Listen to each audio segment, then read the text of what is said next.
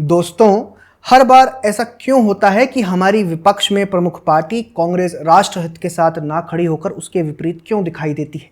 ये सवाल मैं क्यों पूछ रहा हूं? देखिए, हाल ही में फ्रेंच इंटेलिजेंस ने ऑपरेशन सिंदूर के दौरान चलाए गए रफाल गिरने के प्रोपेगेंडा को चाइनीज मिस इन्फॉर्मेशन कैंपेन घोषित किया। रफाल की निर्माता कंपनी डसॉल्ट के सीईओ ने भी इस बात की पुष्टि कर दी है कि भारत का कोई भी रफाल पाकिस्तान द्वारा नहीं गिराया गया था। अब मेरा सवाल इसीलिए महत्वपूर्ण हो जाता है क्योंकि ऑपरेशन सिंदूर पर हमारी सेनाओं के आधिकारिक बयान को स्वीकार ना करके कांग्रेस पार्टी और उसका इकोसिस्टम सरकार से बार बार सवाल करता रहा कि रफाल गिराए गए तो सरकार इसे स्वीकार क्यों नहीं कर रही। कांग्रेस के इस आचरण से यह सवाल उठना लाजमी तो है कि क्या कांग्रेस भी इस चाइनीज मिस इन्फॉर्मेशन कैंपेन का हिस्सा थी? क्यों डिफेंस ऑफिशियल्स के नकारने के बावजूद कांग्रेस ने अपने सवालों से यह प्रोपेगेंडा जारी रखा? इस वीडियो में हम सब जानेंगे। दोस्तों, ऑपरेशन सिंदूर पहलगाम आतंकी हमले का जवाब देने के लिए एक focused, measured and non escalatory operation था जिसमें रफाल, सुखोई Su-30 MKI और मिराज 2000 जैसे एडवांस्ड फाइटर जेट्स का इस्तेमाल हुआ। इस ऑपरेशन का एम पाकिस्तानी मिलिट्री को निशाना बनाए बिना आतंकी ठिकानों को नष्ट करना था। इंडियन एयरफोर्स ने पाकिस्तानी एयर स्पेस में यह कार्रवाई की जो अपने आप में एक अचीवमेंट थी, लेकिन इसके बाद जो हुआ वो उस ऑपरेशन की सफलता से ज्यादा चर्चा में आया और वो था पाकिस्तान का झूठा दावा और लेफ्ट इकोसिस्टम का उसका समर्थन। ऑपरेशन के बाद पाकिस्तान ने दावा किया कि उसने भारतीय वायुसेना के 5 फाइटर जेट्स को मार गिराया जिसमें से 3 रफाल जेट्स थे। Whatever they have done last night, and they were taught a very, befitting lesson that they lost 5 planes. 3 of them were Rafale and NMAG and Jaguar. Pakistan के पीएम शहबाज शरीफ ने 9 मई 2025 को अपने संसद में कहा कि ऑपरेशन में 75 से 80 इंडियन फाइटर जेट शामिल थे और कोई उनके ऑल टोल्ड 80 जहाज इस हमले में शरीक थे और उन्होंने पाकिस्तान में 6 जगहों पर 6 शहरों पर हमला किया। शहबाज शरीफ तो इतना डिल्यूजनल था कि उसने कह दिया कि उसके चाइनीज ओरिजिन J-10C एयरक्राफ्ट और PL-15E मिसाइल्स ने कई जेट्स को नष्ट कर दिया। भारत के डिफेंस सेक्रेटरी RK सिंह ने 8 जुलाई 2025 को इस दावे का खंडन करते हुए कहा, "You have used the term Rafales in the plural. I can assure you that is absolutely not correct." यानी पाकिस्तान का कहना कि उसने कई रफाल जेट्स को मार गिराया पूरी तरह से गलत था।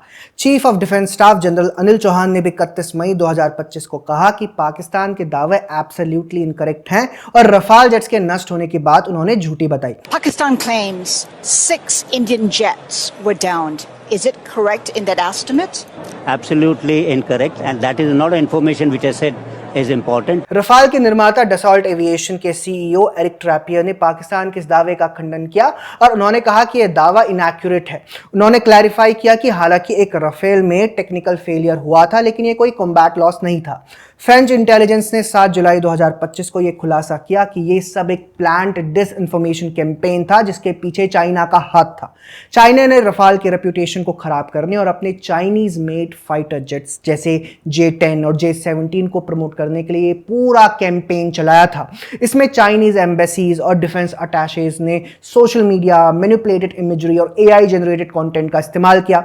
इसका मकसद रफाल बायर्स जैसे इंडोनेशिया को डराना और इंडिया फ्रांस रिलेशंस को कमजोर करना था। लेकिन एक सेकंड, चाइना या पाकिस्तान अकेले नहीं थे जिन्होंने रफाल गिरने के झूठ को इस तरह प्रोपोगेट किया। कांग्रेस और लेफ्ट इकोसिस्टम ने भी इसमें पूरी जान भरी। ऑपरेशन के बाद लेफ्ट लीनिंग मीडिया और एक्टिविस्ट ने पाकिस्तान के दावे को सच मान लिया और भारतीय वायुसेना की कैपेबिलिटीज को संदेह के घेरे में ला दिया।